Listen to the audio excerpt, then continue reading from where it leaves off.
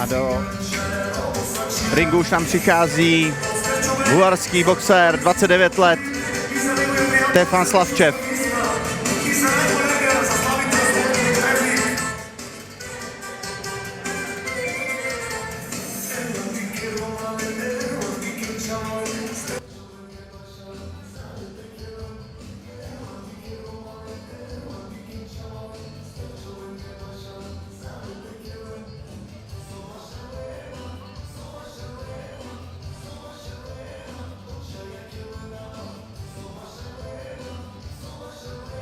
A máme ho tady, dámy a pánové, Stefan Blackman Slavčev!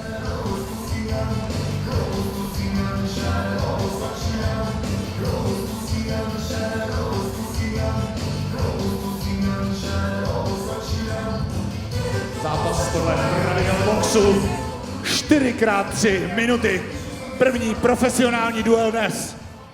Jeho soupeřem bude domácí borec, který nastoupí do rohu červeného, 23letý zástupce Spable Gymu Praha pod trenéry Miky Vančurou a Ondrou Hutníkem. Roh červený, Denis a Tom jde!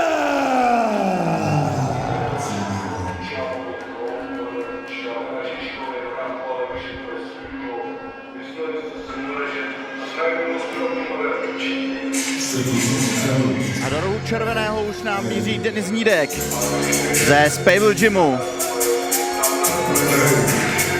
Spable Gym legendárního thaiboxera Ondřej Spabla Hutníka.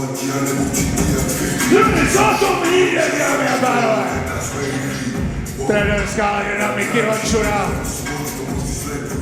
Zástupce Patron Boxingu Patrik Knop.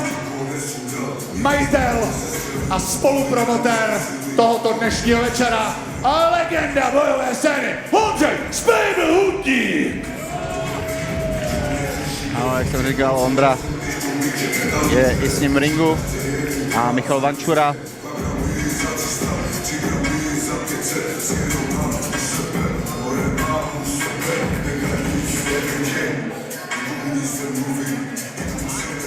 Takže dámy a pánové, před námi je zápas podle pravidel boxu 4x3 minuty. První dnešní profesionální duel. Roh červený Denis Hnídek, roh modrý Stefan Slavčev. Vidíme obrovskou veškovou převahu Denise. Takže tady asi všichni budeme fandit Denisovi, protože reprezentuje nejenom Spable Gym, ale i Českou republiku. Pravděpodobně se bude snažit udržet vzdálenost na přední ruku, aby k sobě Savčeka tolik nepouštěl. O, dobrá zadní.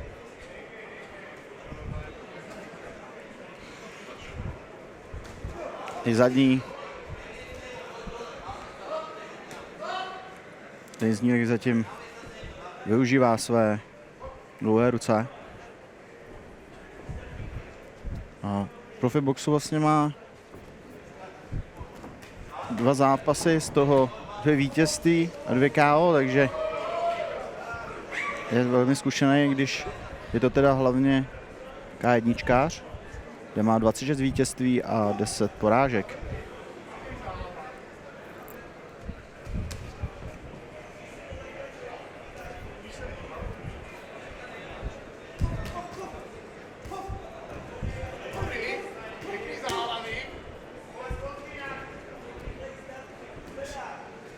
Stefan Slavčev udělal dobrou kombinaci, sice to bylo všechno hodně do krytu, ale byla to první nějaká větší jeho aktivita.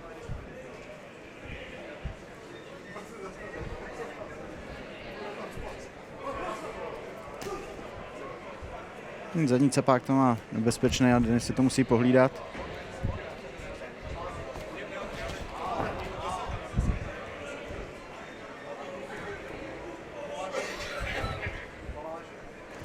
Je vidět malinko na Denisovi že z toho Thai boxu nemá tolik rozjebaný ty nohy, nebo z toho K1, že by se mohlo trošku více pohybovat na těch nohou. Ale jinak předvádí výborný výkon.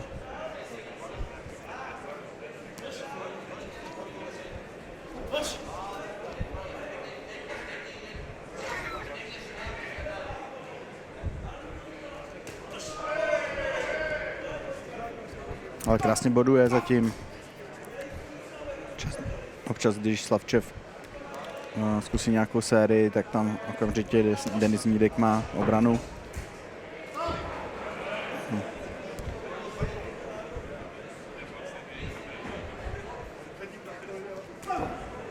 No, opět to tam zase zkusil s tím capákem Stefan Slavčev, ale Denis Nídek to měl pohlídaný.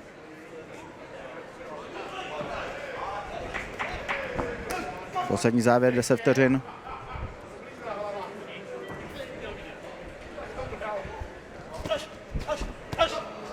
No.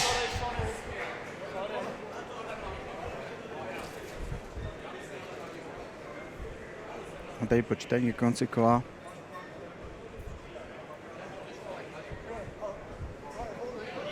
Konec kola. Já jsem neviděl, co se stalo, takže vám k tomu nic neřeknu.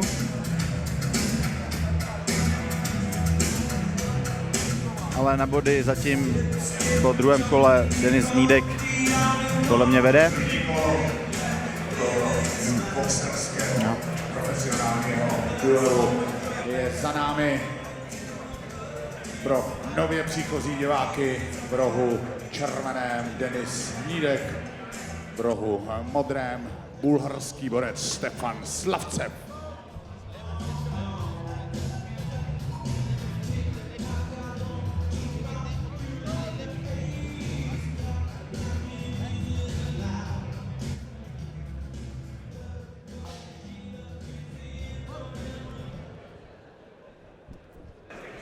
A začíná nám druhé kolo.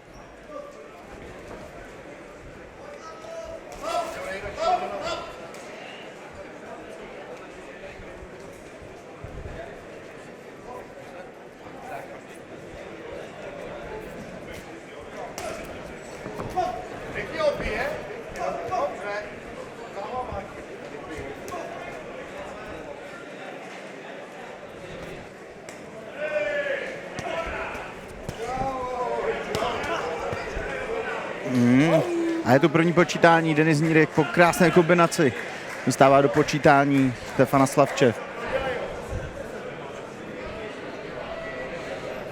Teď pravděpodobně bude chtít zkusit, ano, je to tady přesně, co jsem si myslel. A krásný zvedák. Máme tu druhý počítání, Stefan Slavčev má problémy, ale ještě to zkusí. Myslím, že se stane znovu to, co udělal Denis Nídek po druhé. To je kombinace.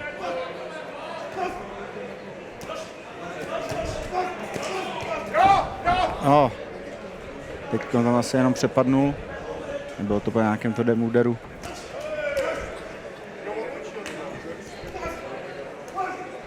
To jsou údery do zátylku od Stefana Slavčeva.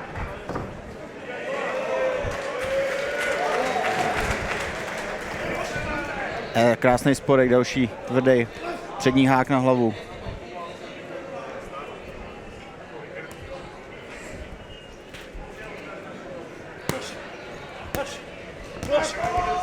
A další tvrdý hák. Z té přední ruky tam Denisovi chodí fakt výborně. Máme tu třetí počítání.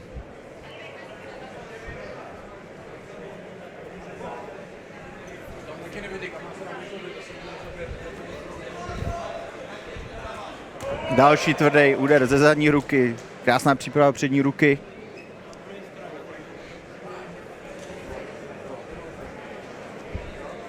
A je tady konec zápasu.